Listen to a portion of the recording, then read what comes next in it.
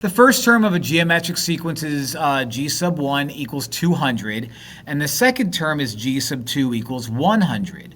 Which of the following formulas represents the nth term of a sequence? Well, this is going to use the formula for a geometric sequence, so that's going to be g sub n equals g sub 1 times the common ratio to the n minus 1 power.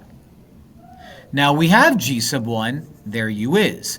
The common ratio, oh, you know what? It gives me the second term right here. If you're the first term, how do I get from 200 to 100 by multiplying? Well, you multiply a half, of course. So my common ratio is going to be a half.